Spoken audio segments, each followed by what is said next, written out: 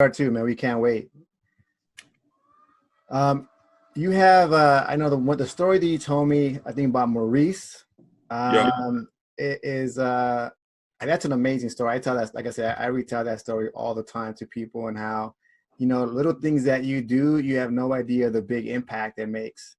I tell my kids that, um, there's a couple times my kids, like for example, they go trick or treating and they got this bag of, and they give them fruit, and they're like, "Oh, look, I got this fruit for trick or treating," and then they walk out the door and there's a homeless person asking for food. And I say, "That's not a coincidence.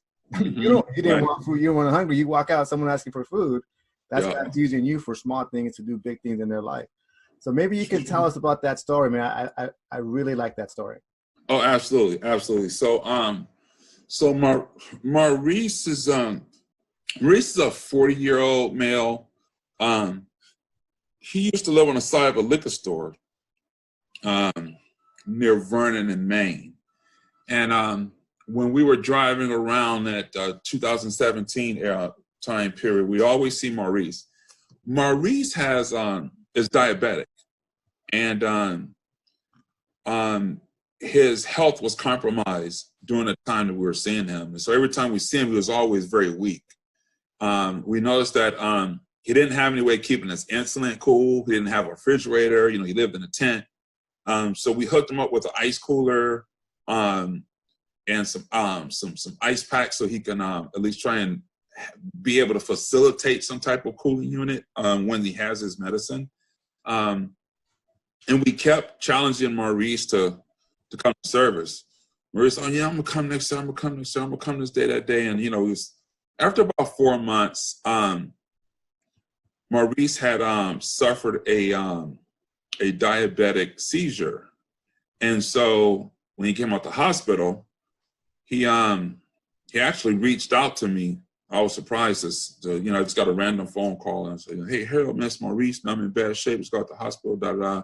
So I went down, picked up Maurice, and he said, "Hey man, I just need to go to my sister's place." I'm like, "Your sister's? I thought you were living home." So, well, yeah, my place. So I get into his sister's.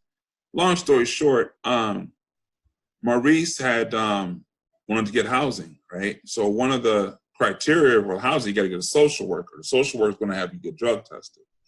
And so he went through all that, and that drug test popped up, positive, right? If he had stuff in the system. So that kind of stopped things. Maurice started to do was he kept coming to service on Saturdays. And, at our service, we were very honest. We're very honest and open because what we really want to do is we want to exalt the truth that God is speaking to us.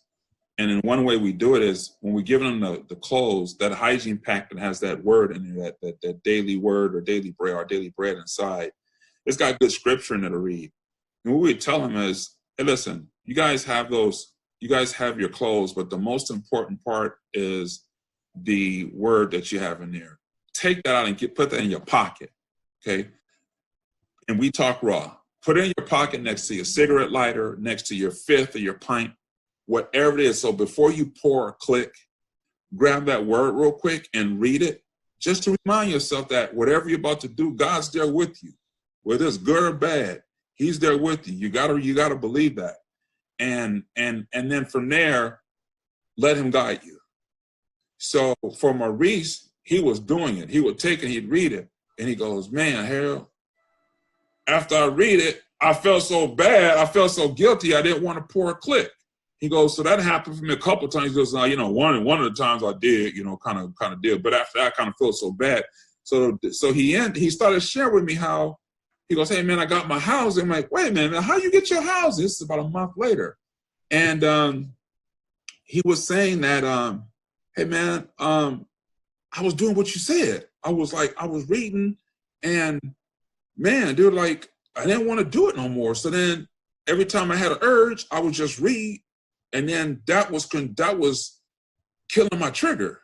And I was like, "Look at God." So I just prayed with the brother and gave him a ride to his new spot. He had the keys and everything, right? And he said, "Hey man, I gotta catch the bus." I said, "Hold on, man, I'll take you over there." And that was one of the best rides I've given someone, man, in my life, was to take him to his new place. And, you know, I've since then, you know, from time to time, you know, go grab, if I'm in Costco, I'll grab some extra stuff. I'll give him hey, Reese, man, I got some bread or some rice for you, brother. You at home, whatever. But Maurice is a great testament for someone who really challenged himself to do better for God. He'd always say, hey, brother, man, thank you so much, Harold, man. You don't know. I said, dude, man, oh, whoa, stop, man. Thank God, brother. Thank God. Because the truth is this. I'm not doing this for you. I'm doing this for him.